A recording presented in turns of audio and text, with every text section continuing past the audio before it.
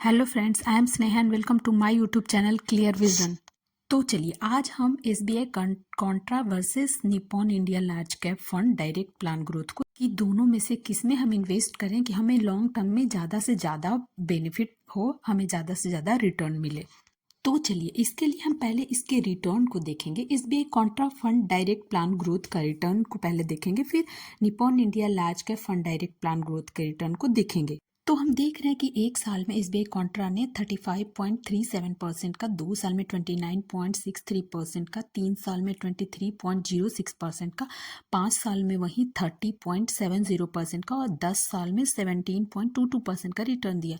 वहीं हम Nippon India large cap fund direct plan growth का रिटर्न को देखें तो एक साल में 32.72% का, 2 साल में 24.94% का, 3 साल में 18.94% का, 5 साल में 20.77% का और 10 साल में जो है 15.22% का रिटर्न दिया है। यहाँ पे हम देख रहे हैं कि रिटर्न वाइज हमें SBI Contra Nippon India large cap fund direct plan growth से ज़्यादा बेहतर लग रहा है रिटर्न के मामले में। इसके और भी पैरामीटर्स को हम देखेंगे ताकि लॉन्ग टर्म में हमें ज़्यादा से ज़्यादा बेनिफिट हो।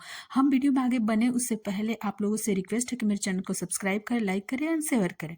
तो चलिए अब हम इसके फंड इन्फॉर्मेशन को देखेंगे। एसबीआई कॉन्ट्रा का जो स्कीम एसेट साइज है वो 40,486 करोड़ का, वही कैश होल्डिंग 6.55% का है, वही एक्सपेंस रेशियो 0.59% का और स्कीम बेंचमार्क जो है बीएसई 500 टोटल रिटर्न इंडेक्स है और एग्जिट लोड 1% का है एक साल में अगर हम ये पैसे को निकाले तो चलिए अब हम नेक्स्ट देखते हैं निप्पॉन इंडिया का फंड इन्फॉर्मेशन। तो हम अब निप्पॉन इंडिया लार्ज के फंड डायरेक्ट प्लान ग्रोथ के फंड इन्फॉर्मेशन को देखेंगे। यहाँ स्कीम एसेट साइज जो है वो 34,105 करोड़ का है और वही कैश होल्डिंग जो है वो 1.23% का है, वही एक्सपेंस रेशियो 0.67% का, बेंचमार्क जो है बीएसई 100 टोटल रिटर्न इंडेक्स है और एग्जिट 1% है, विद इन 7 दिन में ही 1% का एग्जिट लोड है यहाँ पे। और हम देख रहे हैं कि कैश होल्डिंग भी as compare to SBI contra कम है तो और फंड का साइज भी कम है। डिस्क्लेमर, मेरे इस प्लेटफॉर्म से स्टॉक या म्यूचुअल फंड के बाय या सेल का रिकमेंडेशन बिल्कुल भी ना समझे, ये सिर्फ और सिर्फ एजुकेशनल पर्पज से वीडियो को बनाया गया है।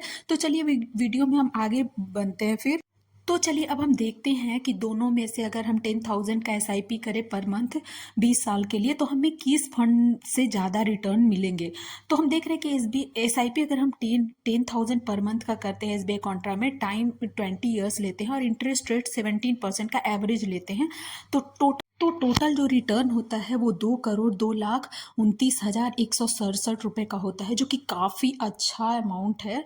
हम टोटली फाइनेंशियली फ्री हो सकते हैं।